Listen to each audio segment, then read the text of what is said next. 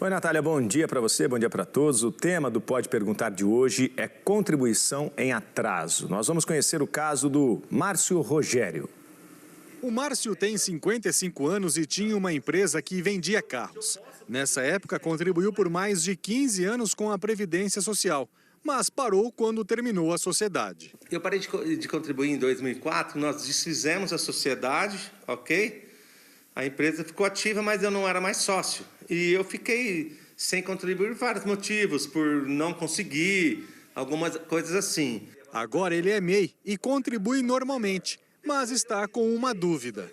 Se esses anos que eu fiquei sem contribuir, eu posso pagar ele retroativo, ok? Porque já vai dar meu tempo de contribuição para a aposentadoria.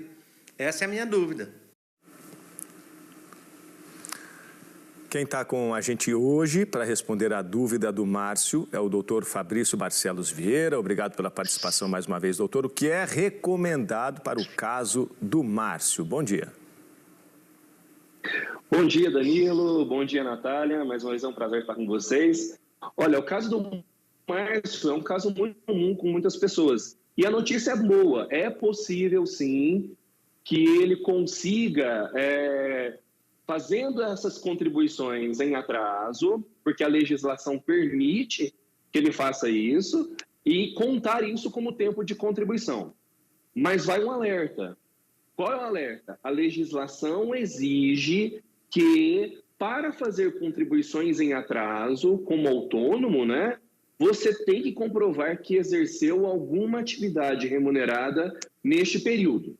Tá? Então, você tem que comprovar, né, se, por exemplo, ele for um autônomo através de uma inscrição na prefeitura, se ele for um profissional liberal através da sua inscrição no cadastro junto ao órgão de classe, se ele é um empresário através aí demonstrando que a sua empresa está em atividade. Então é perfeitamente possível fazer sim essa contribuição com essa ressalva de que ele tem que comprovar que exerceu atividade remunerada no período. Então o alerta é, nessa situação, procurar um profissional especializado para que possa orientar adequadamente aí o Márcio e pessoas que estejam nessa mesma situação, para que, de repente, desembolsem um valor alto e, na hora que for necessitar, na hora que for levar isso para o INSS não aceitar, então, essas contribuições. Então, muito cuidado.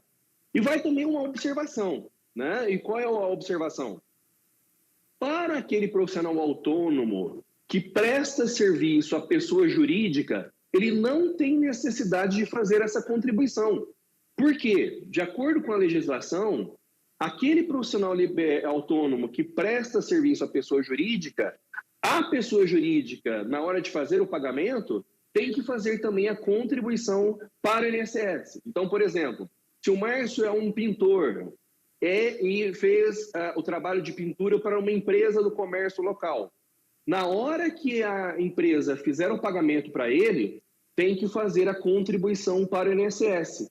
Então, ele não precisa contribuir nesse período que ele prestou o serviço à pessoa jurídica. Basta que ele comprove que exerceu esse trabalho, seja através de um recibo, através de uma conversa via WhatsApp, a demonstração de um pagamento em conta bancária e assim por diante. Doutor Fabrício, bom dia. Talvez seja uma orientação parecida para outra dúvida que eu tenho aqui do Gilmar de Indaiatuba. Ele diz que ele quer recuperar um tempo que ele não recolheu quando ele teve loja. Ele diz que recolheu só dos funcionários. O INSS autorizou recolher o retroativo, só que ele não tem as GFIP do período. Ele quer saber como que ele faz, então, para recalcular. Então, o ideal é que ele procure um profissional especializado para fazer esse recálculo para ele, né? E também fazer essas contribuições com essa garantia de que ele exerceu uma atividade remunerada. Olha, então que ele era dono de uma empresa, a empresa estava ativa, inclusive fez pagamentos para, né, seus funcionários, e ele tem que comprovar também, e isso pode ser feito através do contrato social, que ele também tinha direito de retiradas, o famoso prolabore. Então ele precisa comprovar isso também. Então, a orientação é que ele procure um profissional especializado, um advogado especialista na área, para dar aí as corretas orientações para ele. Doutora, a pergunta agora é da Cristina Oliveira de São Carlos. Ela coloca assim, ó: meu marido prestava serviço autônomo e o ex-prestador fazia o pagamento da contribuição. Depois que ele saiu, não conseguimos mais fazer os pagamentos e ele está com débitos em aberto desde 2016. Aí a pergunta é, dá para fazer o parcelamento? Cristina, é possível sim, tá? Embora não haja uma legislação específica autorizando, né, isso de forma indeterminada, mas existem alguns programas da Receita Federal que nós temos que lembrar que o pagamento em atraso de contribuição social, né, de contribuição para o INSS, é feito através da Receita Federal. E a Receita Federal tem alguns programas de refinanciamento. E pode ser que, de repente, você possa se beneficiar em algum desses programas de refinanciamento. A orientação, então, que você procure a Receita Federal, procure um profissional especializado para que possa te orientar adequadamente. Doutor Fabrício, mais uma dúvida da Rosângela de Campinas. Ela quer perguntar sobre o marido dela, que faleceu, e ela tinha parado de pagar a Previdência. Porém, tinha uma doença crônica há 24 anos, câncer na cabeça. Ela tem direito à pensão por morte? Olha, Rosângela, a orientação que nós podemos passar para você é o seguinte: o que a lei exige? A lei exige que, quando a pessoa faleceu, ele estivesse na qualidade de segurado. O que significa isso? Ele teria que estar contribuindo com o INSS ou, em algumas situações em que, mesmo não contribuindo, ele estaria vinculado com o INSS.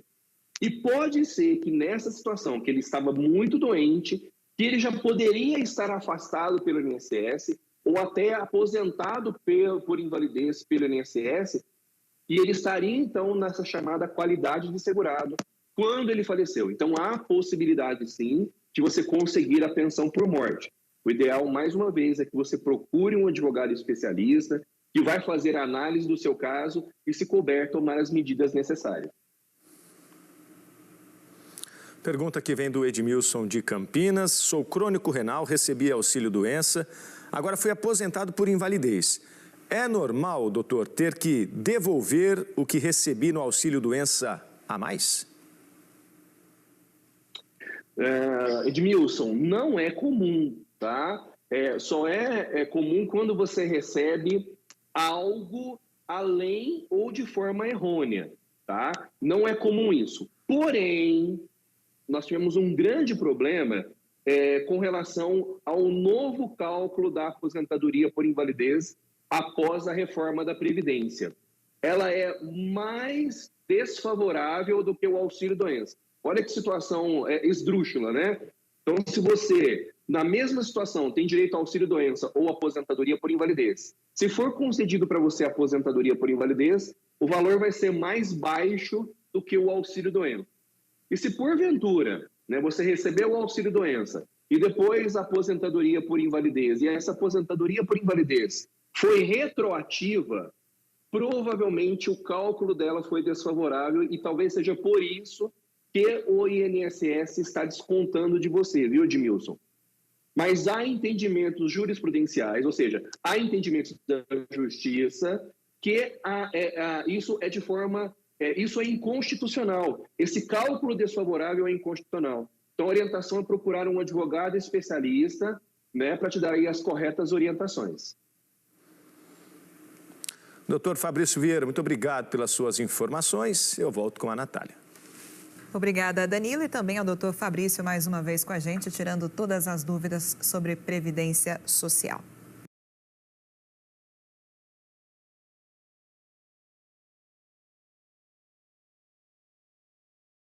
Celebrar